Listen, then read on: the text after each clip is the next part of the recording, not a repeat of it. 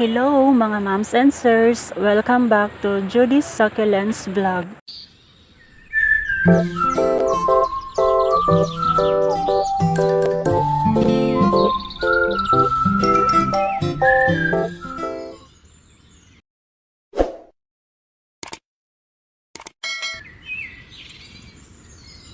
So ayan po ang weather update na to karon. Walay init, bugnaw ang panahon, o grabe katugnaw. So mao ni ang akong mga rare and uncommon Korean succulents. So ayan mga moms and sir, for today's video, i-flex nako sa inyo og balik kani nga cactus. So mao ni siya kadtong una nako nga gi-vlog about atong iyang mga babies nga natanggal. Tapos atong gi-propagate, diba? So karon siya na pod atong topic. So ayan, siya si Echinopsis irisi or sea urchin cactus, also known as Easter lily cactus. Ang color sa iyang bulak is white and pink. Kani siya nga cactus is native ni siya sa South Brazil, Uruguay, and Northern Argentina. So mao ni ang iyang hitsura mga moms and sirs pag sa duol. Kani siya mao ni ang baby sa iyang mother cactus hangtod ni dako, tapos karon siya na pod ang nagka-babies. Diba nice kaayo? Ang mother cactus ani niya is naa sa gawas na kabutang. Dugay na kayo to siya sa ako ang mga 2020 siguro. I think nasa 2020 na palit na ko iyang mother since pandemic nga time.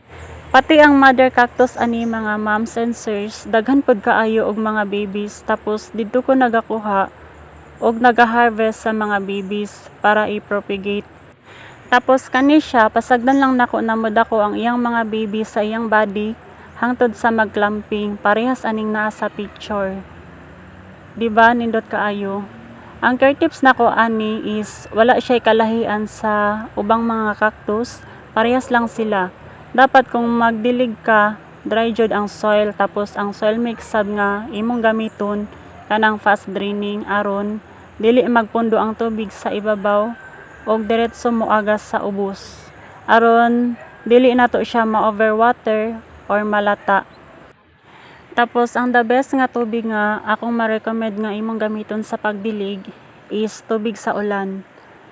Dati daghan ko og cactus and succulent collection pero nangamatay kay dili na jud nako maatiman tungod kay busy ko sa trabaho adto nga time. Tapos naara nako sa sulod sa boarding house gibutang, dili mainitan, mao siguro nangamatay. Tapos ang nag-survive na lang jud sa akong collection is kadtong iyang mother hangtod karon. After adto nag-stop nako og pangoleksyon. Pagka 2025 nagbalik loob na sad ko og pangoleksyon. Nag-order na sab ko og balik og mga cactus and succulents, alaga-alaga. Kung mabuhi maayo, salamat. Kung mamatay mag-uulta kaysa atong gasto. Pero no choice, matira matibay. Ay dili man ta expert o professional sa pag-alaga sa mga cactus and succulents.